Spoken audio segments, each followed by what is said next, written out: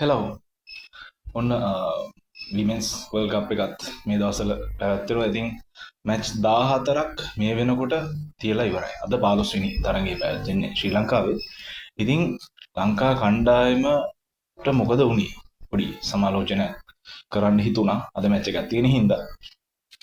ඉතින් අපි බලන්න ෆස්ට් මැච් එක අපිට තිබ්බේ ඉන්දියාවත් එක්ක.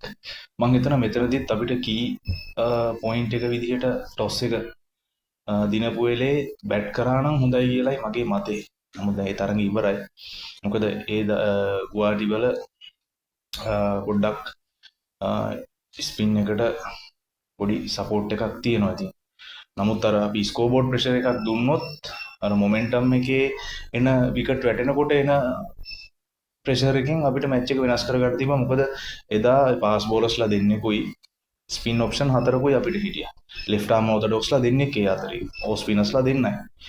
එතකොට එදා මැච් එක මං හිතන්නේ අපි ටොස් එක දින පෙළේ චමරි ගැහුවා නම් ලකුණු 220ක් ලකුණු 230ක් 240ක් වගේ ගියා නම් අපිට ඉන්දියාව එක්ක තිබ්බ මැච් එක අපිට අපේ පැත්තට ගන්න තිබුණා.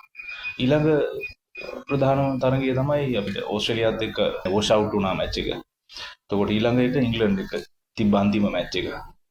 ඉතින් ඒකෙදි ටොස් එක දිනලා ෆීල් කරන්න තෝරගත්තා. ඉතින් හරි විස්මජනක තීරණයක් ඉතින්.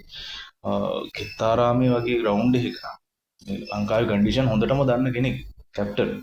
ඉතින් මටත් හිතා ගන්න බැරුව ගියා ඇයි ඒ වගේ තීරණයක් ගත්තේ කියලා. අපි ටොස් එක දිනපු පිළේ ගැහුවා නම් අපිට මැච් එක අපේ අතටම ගන්න තිබුණා. මොකද ෆිස් කන්ඩිෂන් එක ගැන කෙත්තාරාමේ දැන් හැමෝම කියනවනේ කෙත්තාරාමේ නිකන් කුඹුරක් හා සමානයි කියලා. ඒ තරම් ස්පින් එකක් තියෙනවා කියලා. මොකද එදා එක වාස් බෝලයි ස්පින් ඔක්කොම ස්පින් ඔප්ෂන් තමයි තිබුණේ. එතකොට ඒ විදිහටම තමයි එතකොට එංගලන්තෙත් ඒකට සූදානම් වුණේ. කොහොම හරි ඉතින් අපේ තීන්දුව తీරනවල අඩුවක් දකිනවා මම. මොකද මෙන්ස් ක්‍රිකට් එකට අපේ ක්‍රීඩා ලෝරීන්ගේ තියෙන ඒ කැමැත්ත ගැම්ම විමෙන්ස් ක්‍රිකට් එකට නෑ කියලායි මම හිතන්නේ. මොකද ඒක පේනවා බැලුවම ග්‍රවුන්ඩ් එක ගත්තත් ඒක පේනවා.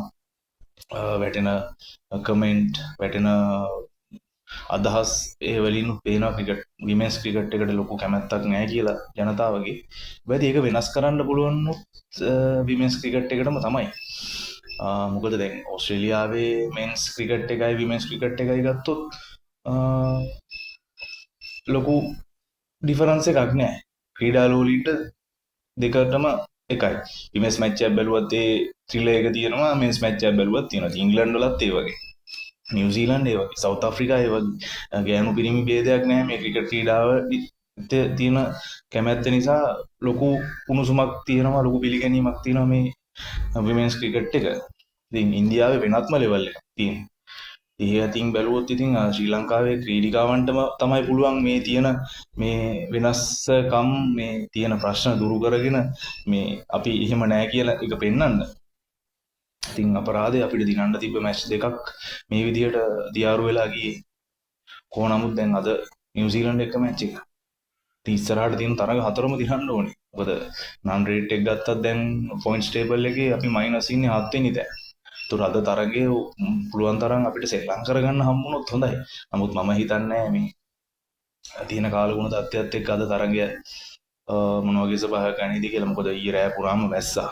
එතකොට පිච් එක තෙතයි. එතකොට හියුමිඩිටි එක ගත්තොත් අද නිකන් ප්‍රශ්නේ වැඩි. එතකොට වහින ස්වභාවයක් තියෙන. හවසට වහින ස්වභාවයක් තියෙන.